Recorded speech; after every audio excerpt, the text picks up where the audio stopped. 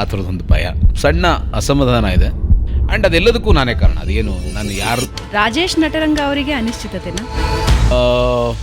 ನನಗಾಗಲ್ಲ, ನನಗೆ ಮನೋಟನಿ ಆಗೋದೇ ಇಲ್ಲ. ಹೀರೋ ಆಗಬೇಕು ಅಂತಾನೆ ಇತ್ತಾ?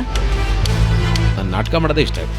ಅಂದರೆ ಒಂದು ಕಾಲದಲ್ಲಿ ಹೆಸರು ನಟನ ಹೆಸರು ನಮ್ಮನ್ನೆಲ್ಲ ಬ್ಯಾನ್ ಮಾಡಿ ದಿಕ್ಕ ಬದುಕಿರೋದು. ನಾನು ಮಾಯ ಮಾಡಲ್ಲ, ಏನು ಮಾಡಲ್ಲ, ಎರಡೂ ಇಷ್ಟಪಡ್ತೀನಿ. ನಾಟಕ ಅಂತೂ ಮೋಸ ಮಾಡ್ತಾ ಇದ್ದೀನಿ ಅಂತ ಅನ್ಸುತ್ತೆ.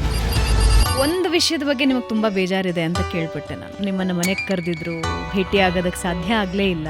ಇದುವರೆಗೂ ನನಗೆ ಅರ್ಥ ಆಗಿಲ್ಲ. ಭಾಳ ಮಿಸ್ ಮಾಡ್ಕೋತೀನಿ. ಯಾಕೆ ಮೀಟ್ ಮಾಡಲಿಲ್ಲ ಅನ್ನೋದೇ ನನಗೆ ಇದುವರೆಗೂ ಅರ್ಥ ಆಗಿಲ್ಲ. ಪ್ರಾಯಶಃ ನನ್ನ ಸ್ವಂತ ತಾಯಿ ಆರತಿ ಇರ್ಬೋದು, ಜಯಂತಿ ಇರ್ಬೋದು, ಭಾರತಿ ಇರ್ಬೋದು, ಅನ್ನೋದು ನಂಗೆ ತುಂಬ ಸಟಲ್ ಆಗಿ ಒಂದು ವಿಷಯನ ಹೇಳೋದು ತುಂಬ ಇಷ್ಟ ಆಗ್ತಿತ್ತು ನನಗೆ.